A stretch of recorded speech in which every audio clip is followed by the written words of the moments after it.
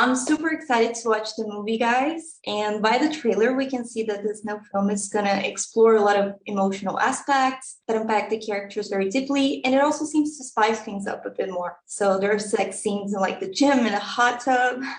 So how was it for you guys to shoot those intimate sequences? Can you point like your favorite one or the most challenging one? I think now we've had so much practice with the first two, they're just like filming any other scene. But the most challenging one was definitely there's one in a hot tub, and it was very, very cold, and the hot tub wasn't even able to be warm because we had to get in and out so much. Apparently, it's worse to go from hot to cold.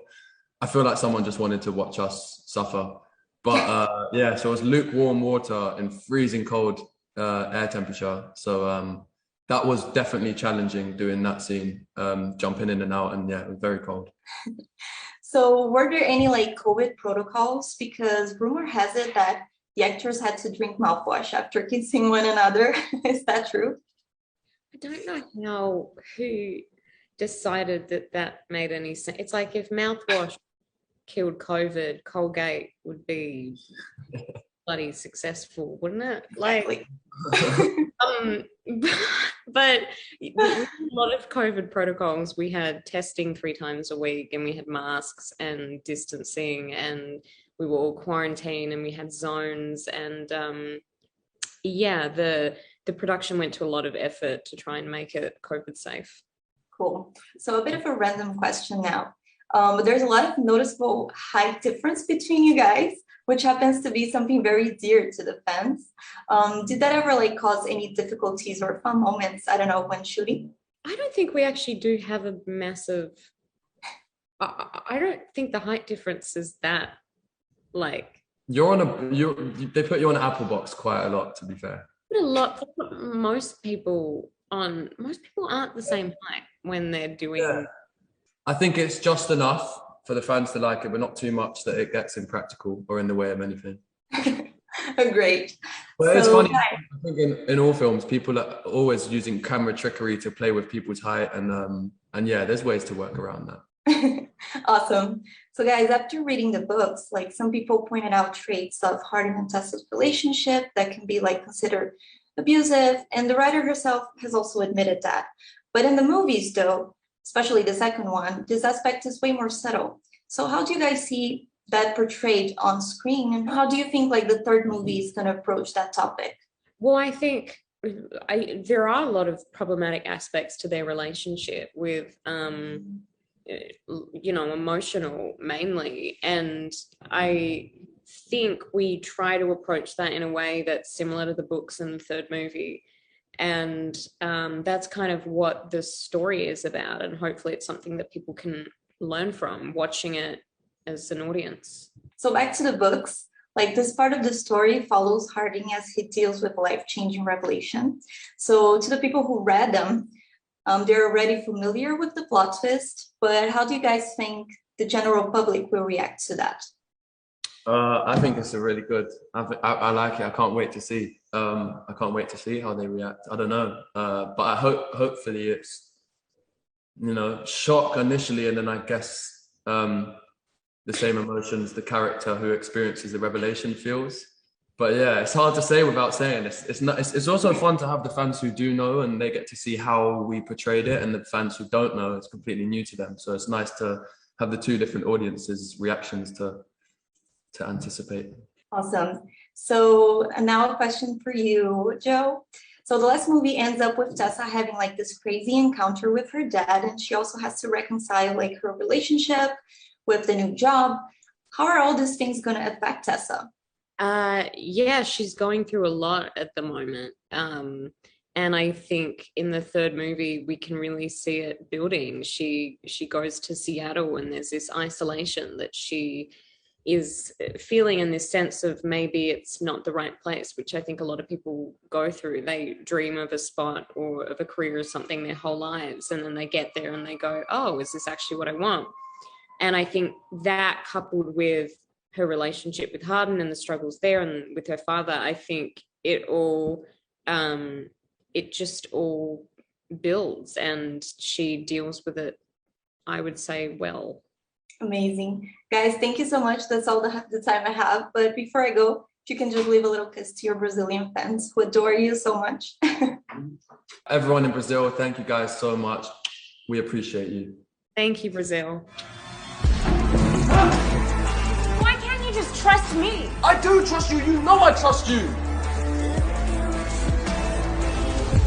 You don't trust me. You don't trust anyone. You just control them.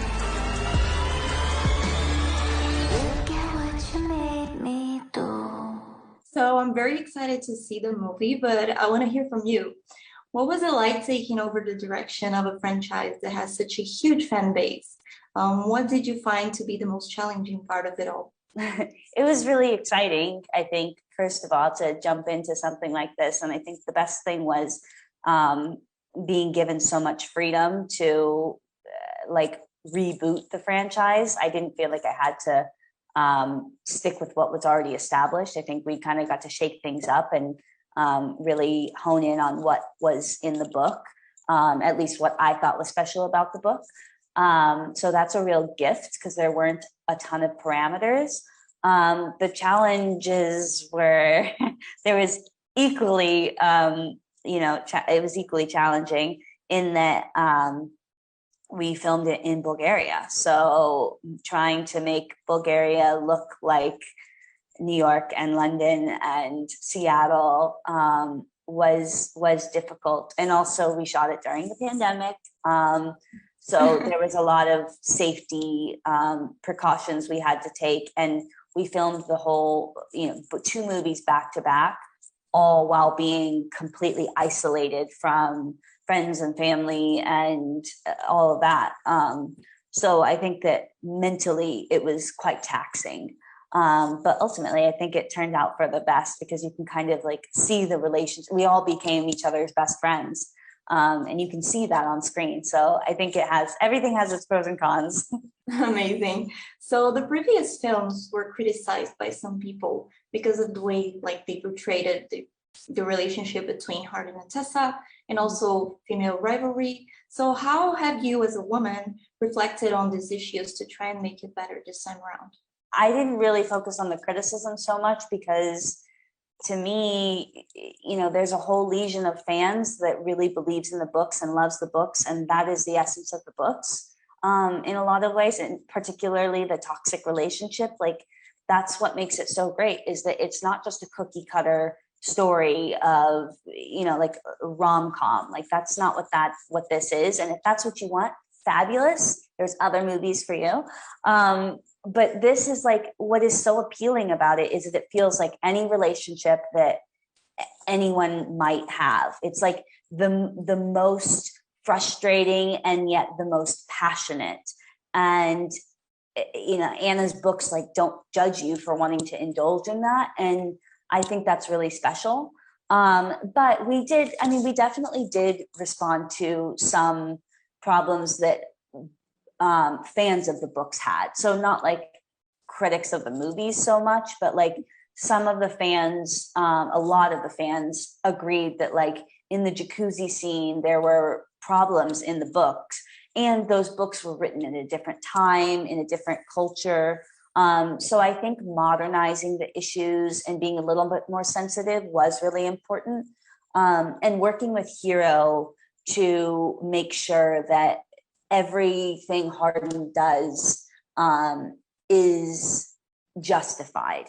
Like that he can justify it. Because sometimes in the books, I think he's just dark and broody and kind of an asshole, over my language, but like for no real reason. And like that's fine for him to be, mean or unlikable in certain moments, but like I think we really needed to ground it in reality. Like, why does he behave this way? And what's the driving force? Because if it's motivated, then I think we can forgive him and we can understand him a little bit more.